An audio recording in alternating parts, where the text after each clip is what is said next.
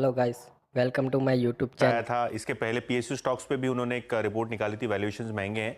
लेकिन ये जो स्ट्रैटेजी रिपोर्ट है, इसके अंदर भारी डेटा के साथ इन्होंने जस्टिफाई ये करने की कोशिश की है कि पीएसयू स्टॉक्स, स्पेशली जो कैपिटल गुड सेक्टर और ऑयल एंड गैस सेक्टर से पीएसयू के जो शेयर्स भागे हैं, शायद अपसाइड यहाँ से लिमिटेड रह सकती है और रिस्क ज़्यादा रह सकता है निवेशकों के लिए, ऐसा इनका मानना है। सबसे पहले अगर हम बात करें कोटक की, तो इनका मानना ये है कि जो लॉन्ग टर्म वाइज बिजनेस में रिस्क आते हुए दिखाई पड़ रहे हैं, उसको मार्केट शायद इग्नोर कर रहा है। मीडियम टर्म की जो परफॉर्मेंस है उस पर ज़्यादा फोकस हो रहा है। लेकिन लॉन्ग टर्म के लिहाज से अभी भी काफ़ी सारी चीज़ें अनक्लियर है ऑयल एंड गैस सेक्टर में, ग्रीन एनर्जी सेक्टर में, जिसका शायद इंपैक्ट पीएसयूज पे पड़ सकता है।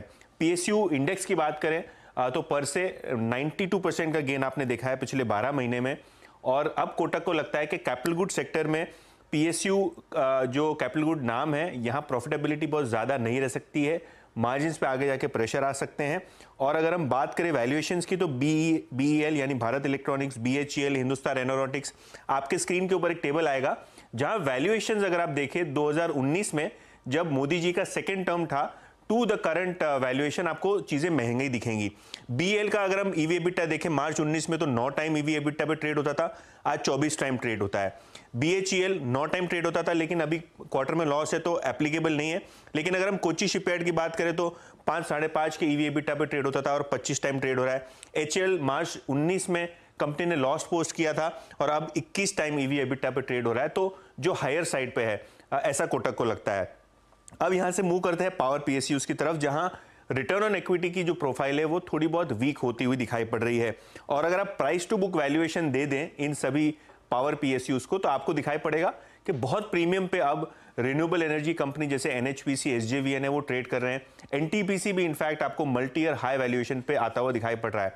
और वो टेबल आपके स्क्रीन के ऊपर आएगा, जहां एनएचपीसी की जो प्राइस टू बुक थी मार्च 2019 में, वो थी 0.8, अब 2.5 time price to book trade हो रहा है। एनटीपीसी भी लगभग दुगने वैल्यूएशंस पे आ गया है अब। और अगर हम पावर ग्रिड की बात करें तो पावर ग्रिड जैसा जो फिक्स्ड आरओई का धंधा है, वो भी लगभग 2.5 time EV price to book trade हो रहा है, जो कि डेट टाइम था मार्च 2019 में। ऑयल मार्केटिंग कंपनीज, यहां भी अगर आप देखें तो कोटक का मानना यह है कि पिछले दिनों जो क्रूड में वॉलेटिलिटी थी, उसके कारण पेट्रोल डीजल के सेल्स पे वॉलेटिलिटी हुई। और अगर हम नुकसान की बात करें तो अर्निंग्स बहुत ही हेवायर होती हैं ऑयल मार्केटिंग कंपनीज की। और अगर हम वैल्यूएशन देख लें बीपीसीएल, एचपीसीएल का, तो जो 2019 में इनका वैल्यूएशन था मार्च में, उससे 15 से 20% प्रीमियम पे ऑलरेडी सारे के सारे ऑयल मार्केटिंग कंपनीज ट्रेड हो रहे हैं। और अभी करंट वैल्यूएशन देख लें तो फॉरवर्ड बेसिस पे बीपीसीएल, एचपीसीएल और आईओसी, इन सभी के जो पीज हैं वो एक्सपैंड हो चले हैं। खास करके बीपीसीएल और आईओसी 10 के पी मल्टीपल पे ट्रेड कर रहे हैं, जो कि कोटक के हिसाब से काफी महंगे हैं। और आगे जो ग्रीन एनर्जी का ट्रांजिशन है, इसका भी एक बड़ा रिस्क मार्केट इग्नोर कर रहा है।